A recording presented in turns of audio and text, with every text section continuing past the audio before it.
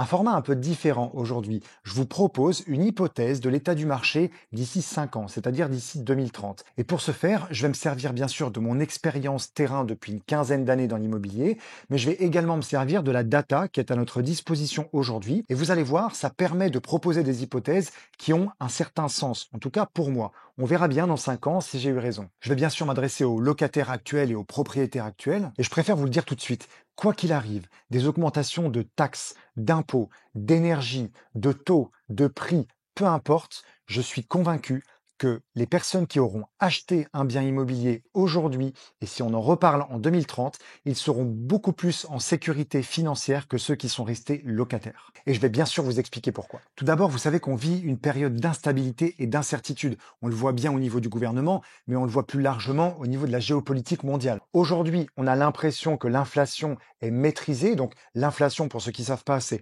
l'augmentation du coût de la vie de manière générale. Il faut savoir que l'inflation en France, en moyenne, sur les 30 dernières années, c'est à peu près 2% par an. Donc quand vous entendez qu'on est en train de maîtriser l'inflation, ça veut dire que l'augmentation du coût de la vie augmente d'environ 2% par an. Donc déjà, vous devez absolument comparer l'augmentation du coût de la vie à l'augmentation de votre revenu. Est-ce que celui-ci augmente ou non? S'il n'augmente pas de manière proportionnelle, de toute façon, ça veut dire que chaque année, vous êtes en train de perdre du pouvoir d'achat. Vous allez voir, c'est important pour la suite. Et le constat qui est fait, c'est que comme dans d'autres pays, et on peut prendre l'exemple des États-Unis, eh bien, il y a un écart considérable qui se creuse entre les personnes riches et les personnes pauvres. On a un glissement des classes moyennes vers des classes populaires vers des classes pauvres, et pire encore. Et ça, il n'y a pas de raison que ça s'arrête. Donc même si l'inflation semble maîtrisée, et je pense que dans les 5 prochaines années, nous n'aurons pas d'inflation aux alentours de 6% comme on a eu ces 2 dernières années, je ne le crois pas, mais il n'empêche que le mal est fait. Et quand on parle d'une inflation qu'on a vécue aux alentours de 6 ou 7%,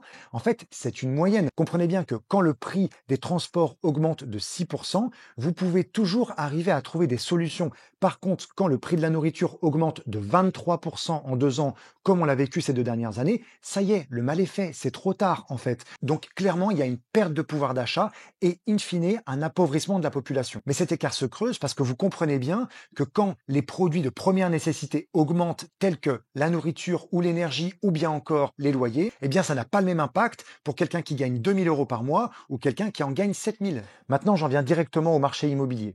Peu importe ce que le gouvernement souhaite mettre en place, et il y a de bonnes idées qui sont en train de ressortir de ce projet de loi de finances, dans tous les cas, l'inertie est très longue. Le secteur de l'immobilier s'est lui transformé. Entre 2015 et 2023, les prix ont augmenté en moyenne en France de 30%. Alors certains attendent une chute du prix de l'immobilier et je peux vous assurer que depuis 15 ans que je travaille dans l'immobilier, ce sont toujours les mêmes clients qui attendent une chute.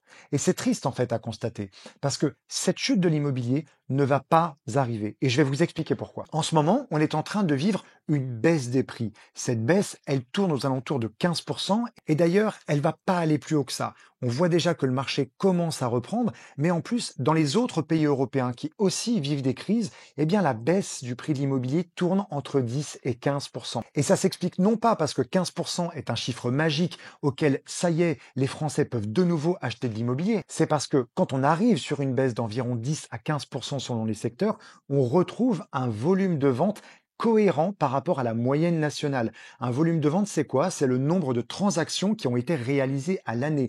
Et je vais vous prendre un exemple de la crise des subprimes en 2008. Il y a eu une énorme crise de la transaction en France. Mais là, on était dans des conditions où les banques allaient faire faillite. Donc, c'était bien pire qu'aujourd'hui. Et pourtant, même dans les pires conditions, en 2008-2009, il y avait encore 550 000 transactions à l'année. Et ça, c'était uniquement les personnes qui étaient obligées de vendre et les acheteurs qui avaient de grosses capacités d'achat. Ok? Et là, on est en pleine crise immobilière. Et pourtant, cette année, il va y avoir encore 700 à 750 000 transactions. Ça veut dire qu'on n'est pas véritablement en crise de la transaction. Il y a une crise du logement global, non pas parce qu'il y a un manque de transactions, mais parce qu'il y a un besoin de logement supplémentaire. Et je vais y venir. Donc je pense que le marché dans les 5 prochaines années va se stabiliser aux alentours de 700 à 800 000 transactions. Et ce seront des bonnes années. Le problème, c'est de s'être habitué à des années avec 1 million 200 000 transactions. Ça, c'était historique. Les taux d'emprunt étaient à 1%. Pour le moment, il faut oublier ces conditions de taux et il ne faudrait pas les souhaiter non plus. Comprenez que quand les taux sont à 1% et qu'on réalise 1 200 000 transactions à l'année, eh bien, ça veut dire qu'il y a encore une marge de progression pour les prix. Et c'est ça qui finalement est infernal. Donc aujourd'hui, quand on parle de la crise de la transaction, en vérité, c'est aussi beaucoup une crise pour les professionnels. Parce que vous imaginez bien qu'entre le moment où on est passé de 700 000 transactions à l'année à 1 200 000 transactions, eh bien, il y a eu une explosion des professionnels de l'immobilier sur le marché. Il y en a eu beaucoup plus. Eh bien là, le marché est en train de se réguler et les professionnels de l'immobilier ferment peu à peu leurs portes et on va se retrouver sur un volume de professionnels plus cohérent par rapport au volume actuel et au volume des prochaines années. Donc j'aimerais qu'on soit d'accord sur le fait que des taux d'emprunt à 1% ne sont pas à nouveau souhaitables. Les prix de l'immobilier continueraient d'augmenter et de toute façon, il faut bien comprendre que sur un marché sain d'environ 800 000 transactions, quand vous le comparez à un marché à 1 200 000 transactions, ça veut dire plus 400 000 transactions. Mais qui sont ces 400 000 nouveaux propriétaires? Est-ce que ce sont 400 000 primo-accédants, donc des personnes qui achètent pour la première fois? Et dans ce cas-là, c'est formidable, c'est une bonne nouvelle, mais c'est pas du tout ce qui s'est passé. Les plus 400 000 transactions, c'est beaucoup de multipropriétaires. Donc, même quand les taux étaient à 1%, les primo-accédants avaient quand même du mal à financer leur projet immobilier. Oui, c'était plus facile qu'aujourd'hui, mais ça restait quand même très dur. Le vrai problème, c'est la décorrélation entre le pouvoir d'achat des Français et les prix de l'immobilier, c'est-à-dire les salaires des Français versus les prix de l'immobilier. Et là, on en vient au sujet central. Est-ce que dans les 5 prochaines années, les prix de l'immobilier vont à nouveau se corréler aux salaires? C'est-à-dire, est-ce que les prix vont légèrement baisser et est-ce que les salaires vont augmenter de sorte à ce que les personnes récupèrent du pouvoir d'achat?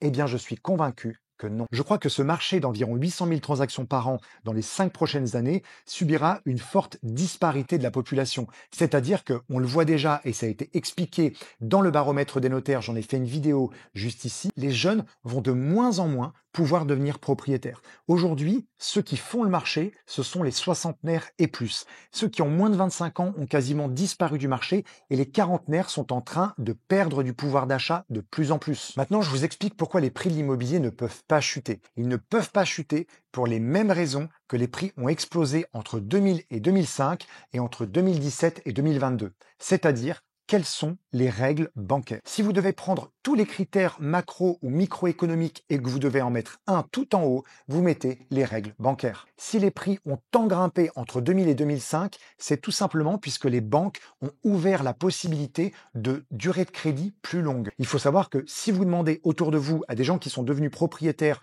entre 95 et 2000, eh bien en général, ils pouvaient emprunter sur une durée entre 15 et 20 ans grand maximum. Et au début des années 2000, les banques ont ouvert la possibilité d'emprunter sur 25 ans. Ça a boosté le pouvoir d'achat d'énormément de Français. Il y a eu en même temps une petite baisse des taux, pas énorme, mais on est passé de 5,50 à environ 3,50. Eh bien, les prix ont littéralement explosé. Et depuis, les banques ne sont pas revenues en arrière. Aujourd'hui, vous pouvez toujours emprunter sur 25 ans, voire dans certaines conditions sur 28 ans. Et entre 2017 et 2022, on peut dire que c'est la baisse des taux d'emprunt qui ont amené à une évolution des prix et à une évolution des volumes.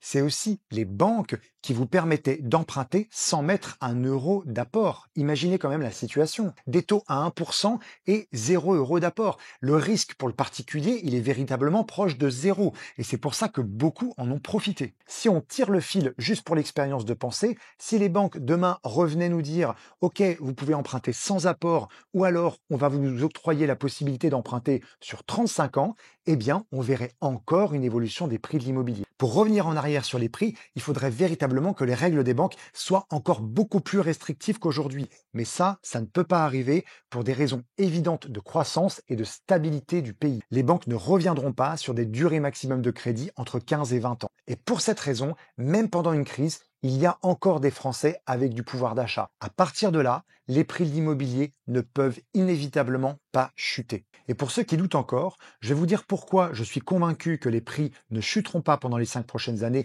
mais ils vont probablement se stabiliser, voire augmenter selon le type de produit. Et c'est la raison la plus importante, la tension du marché locatif. En 3 ans, l'offre locative a diminué de 35%. Et l'évolution de la demande locative, elle, c'est plus 45%.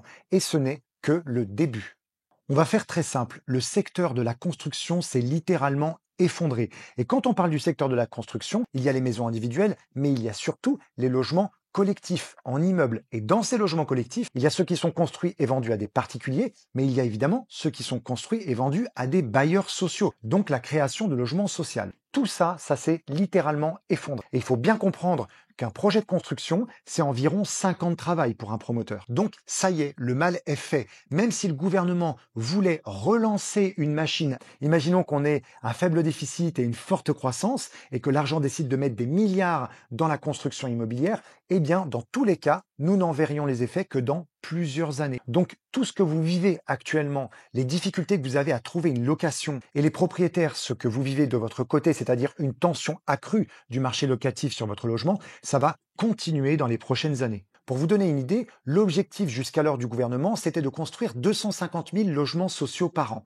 Eh bien, en 2024, nous en sommes à 80 000. Il y a 2,6 millions de Français qui attendent un logement social. Donc imaginez tous ceux qui sont en attente d'un logement sur le parc locatif privé. D'ailleurs, j'entendais récemment à l'Assemblée nationale quelqu'un dire qu'il fallait construire encore plus de logements sociaux parce que 80% des Français rentraient dans les critères d'éligibilité de revenus du logement social. Mais à quelque part, est-ce qu'il faut créer plus de logements sociaux ou est-ce qu'il faudrait que les Français gagnent mieux leur vie? Parce que a-t-on vraiment envie d'une France de logements sociaux? A-t-on vraiment envie de Français qui gagnent si peu leur vie par rapport à leur dur travail, qu'ils vivent toute leur vie dans un logement social? Il y a quand même un problème, on est un pays riche à quelque part. Eh bien, vous comprenez que les demandes de logements sociaux vont continuer d'évoluer, mais la construction, elle, ne va pas suivre. Donc naturellement, les loyers dans le privé vont continuer d'augmenter, puisque le marché, dans les 5 prochaines années, ce sont les propriétaires privés qui le feront. Mais on rencontre deux problèmes. D'une part, dans les grandes villes, là où les Français vont de plus en plus habiter, eh bien, il y a un encadrement des loyers qui est mis en place. L'encadrement des loyers, ça a déjà été étudié et réétudié dans plusieurs pays européens. C'est une erreur. Mais l'État souhaite tout simplement mettre un pansement pour éviter que les loyers explosent. Cet encadrement des loyers plus l'instabilité fiscale pour les propriétaires bailleurs font que, eh bien, les investisseurs ont déserté le marché immobilier. Il y en a encore, mais beaucoup moins que les années précédentes. Donc ça veut dire beaucoup moins de produits à la location disponibles dans les prochaines années. Et on le ressent déjà aujourd'hui, je vous ai dit, moins 35% d'offres globales. Dans tous les cas, il y a une énorme inertie.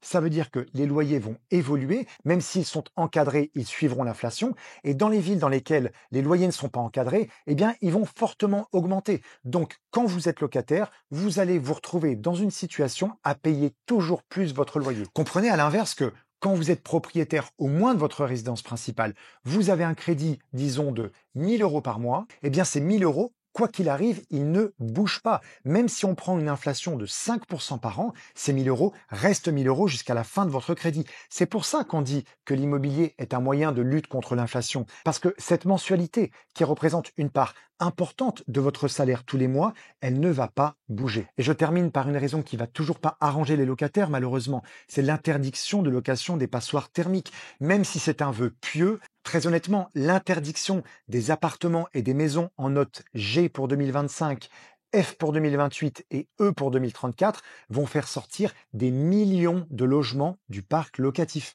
On comprend que d'un côté, l'objectif, c'est d'obliger le propriétaire à faire des travaux. Mais le problème, c'est que même en faisant des travaux, le propriétaire n'a pas de garantie que sa note énergétique va s'améliorer. Ça n'existe pas aujourd'hui. Et en plus, il a des augmentations d'impôts, de taxes foncières, de charges de copropriété, etc. La rentabilité du propriétaire bailleur baisse. Donc, il va augmenter les loyers et tenter de faire le moins de travaux possible. Parce que lui aussi, de son côté, il a une vie, il a un pouvoir d'achat qui baisse tous les jours si son salaire n'augmente pas.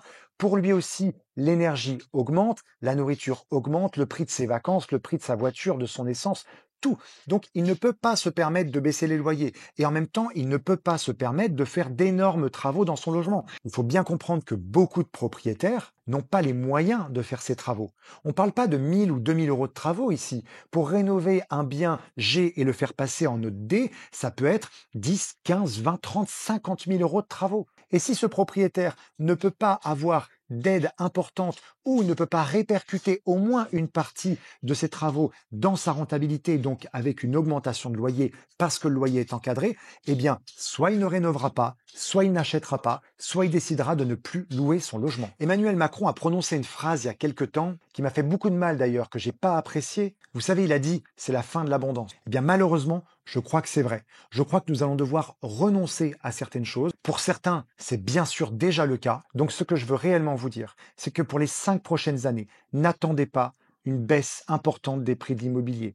Vous allez avoir une augmentation considérable de vos loyers. Les propriétaires, vous allez avoir des augmentations de taxes et de charges. Ça ne veut pas dire que votre bien immobilier n'est pas rentable. Il faut pouvoir faire les bons calculs et adapter sa stratégie selon votre situation. Alors je sais que, pardon, ce que je dis aujourd'hui, c'est un peu dur. Mais mon conseil, ma conclusion, c'est véritablement de réfléchir le plus tôt possible à acheter un bien immobilier. Que ce soit en priorité votre résidence principale et si vous ne le pouvez pas, pourquoi pas un petit investissement locatif. Bien sûr, tout mesurer, tout chiffrer, tout calculer afin d'être zen et de dormir tranquillement sans prendre de véritables risques financiers. Mais de toute façon, le temps joue toujours en faveur des propriétaires. C'est pour ça que quand il y a une énorme baisse de volume de transactions sur le marché, ça ne signifie pas que les prix vont baisser pour autant. Ce n'est pas aussi simple. Quand vous devenez propriétaire et donc que vous empruntez auprès de la banque, chaque mensualité que vous payez sera en partie dans votre poche. Certes, il y aura une partie d'intérêt payé à la banque, mais une partie pour vous, ce que vous n'aurez jamais en tant que locataire. Alors bien sûr, certains vont me rétorquer que si un T3 de 70 mètres carrés dans un secteur coûte 1000 euros à la location, par contre, il coûte une mensualité de 2000 euros à l'achat, dans ce cas-là, il vaut mieux rester locataire. Bien sûr, mais franchement, il n'y a pas beaucoup de secteurs dans lesquels c'est le cas. Et dans ce cas-là, vous pouvez toujours réfléchir à faire un investissement locatif. Si vous regardez les statistiques INSEE et que vous vous intéressez au pouvoir d'achat des Français, vous allez voir que malgré les importantes charges qu'ont les propriétaires et une augmentation également de leurs impôts locaux, eh bien, ils sont dans une meilleure situation financière que les locataires. Et ça s'explique par une mensualité fixe sur toute la durée du crédit. Ça veut dire qu'ils sécurisent leur situation. J'ai hâte que vous me disiez ce que vous en pensez. J'aimerais que vous me challengiez. J'espère me tromper. J'espère que dans les 5 prochaines années, les primo-accédants seront véritablement revenus sur le marché et que les loyers n'auront pas évolué. J'espère que les taxes n'auront pas explosé, qu'il y aura plus d'avantages pour les investisseurs, puisque comme ça, ils pourront acheter des logements et les mettre à disposition des locataires. Mais sincèrement, j'ai un gros doute. Donc, de toute façon, l'avenir appartient à ceux qui seront propriétaires de leur logement. Donc, mon conseil pour les propriétaires qui ont toujours un crédit à la banque aujourd'hui, soyez patients. Le temps jouera en votre faveur. Et pour les locataires, sincèrement, réfléchissez à acheter un bien si vous le pouvez. Étudiez vos possibilités d'achat. Regardez votre apport. Est-ce que votre famille peut vous aider au moins un petit peu? Regardez les aides à l'achat. Il y a des choses disponibles, que ce soit le 1% patronal, des éco-prêts à taux zéro, le prêt à taux zéro dans l'immobilier neuf. Vous pouvez devenir propriétaire dans certaines situations. Il faut absolument pouvoir vous renseigner. J'aimerais me tromper. J'aimerais d'ailleurs que vous ayez un avis totalement différent du mien et que vous m'expliquiez pourquoi en commentaire. Je me ferai un plaisir de vous lire et d'y répondre. Et entre-temps, je vous dis à très bientôt. Ciao.